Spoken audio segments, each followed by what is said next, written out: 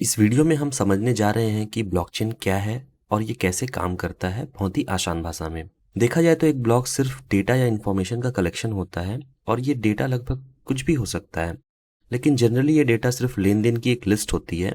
Example के तौर पे मैं आपको बताऊं तो ये कुछ इस प्रकार हो सकता है कि चिंटू ने मोन्टू को 3 बिटकॉइन सेंड किए और मोन्टू ने 2 बिटकॉइन गुप्ता अंकल की शॉप पे पेमेंट कर दिए। और जैसा कि शॉप वाले अंकल अपने बही खाते में सारा लेन देन का ब्यौरा लिखते हैं, उसी तरह यहाँ पे भी ब्लॉक्स में सारे ट्रांजेक्शन्स की एंट्री होती है।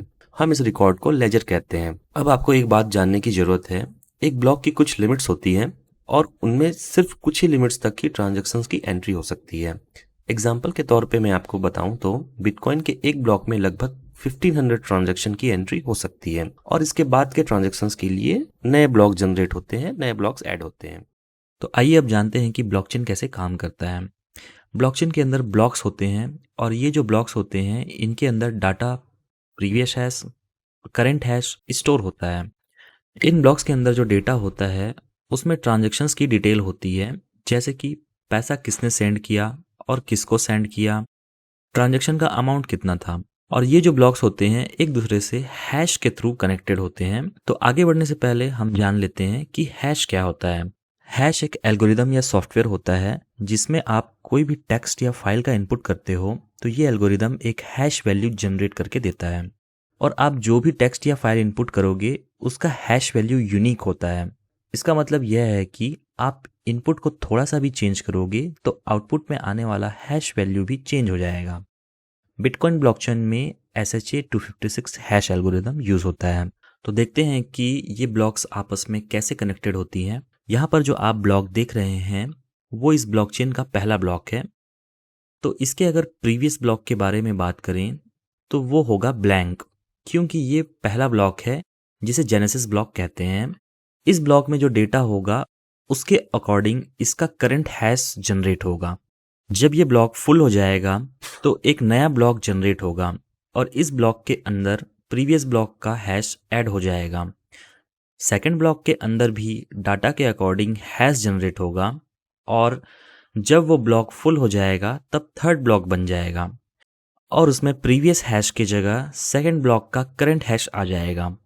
और इसी तरह इसमें ब्लॉक्स बनते जाते हैं जो कि एक दूसरे से इंटरकनेक्टेड होते हैं और ये पूरी श्रृंखला ही ब्लॉकचेन का निर्माण करती है।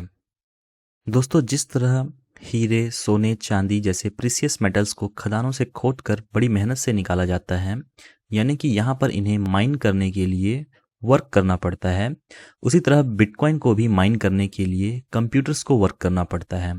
और इन कंप्यूटर्स को जो ऑपरेट करते हैं उन्हें माइनर्स कहा जाता है और ये कंप्यूटेशन पावर माइनर्स प्रोवाइड करते हैं जो एक्सटर्नल जीपीयू या एसिक माइनर जैसे हार्डवेयर को यूज करके बिटकॉइन की माइनिंग करते हैं। ये जो माइनर बिटकॉइन नेटवर्क से कनेक्ट होकर बिटकॉइन नेटवर्क को कंप्यूटिंग पावर देते हैं, इनको नोड भी बोला जाता है और इन्हीं नोड के ऊपर पूरी की पूरी बिटकॉइन की ब्लॉकचेन भी स्टोर होती है।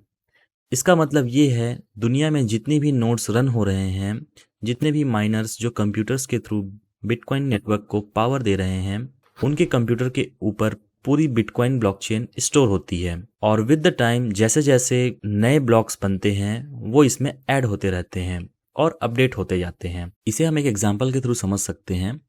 आपके सामने ये सारे माइनर्स हैं और ये नोड्स रन कर रहे हैं। इन्हीं नोड पर जितने भी ब्लॉक जो जनरेट हो रहे हैं उसका पूरा डेटा स्टोर होता है। दुनिया में जितने भी माइनर हैं उन सब के कंप्यूटर में ये सारा डेटा कम्प्लीटली स्टोर होता है। अब जैसे ही एक नया ब्लॉक बनता है इन सभी नोड्स के ऊपर इस ब्लॉक की इंफॉर्मेशन जाएगी और उनके प्लस ब्लॉकचेन की जो भी डिटेल्स स्टोर है वहां पर ये ब्लॉक्स अपडेट हो जाएंगे। और अगर कोई व्यक्ति इन ब्लॉक्स में स्टोर डेटा को चेंज करने या टेम्पर करने की कोशिश करता है तो उस ब्लॉक का हैश भी चेंज हो जाएगा और नेटवर्क में सारे नोड का डेटा इससे डिफरेंट होगा। जब ये डिटेल्स इनसे मैच नहीं होगा तो ये ब्लॉक इनवैलिड हो जाएगा। इस तरह दोस्तों बिटकॉइन का नया नेटवर्क बहुत ही सिक्योर होता है और इसमें टेम्पर नहीं किया जा सकता आसानी से।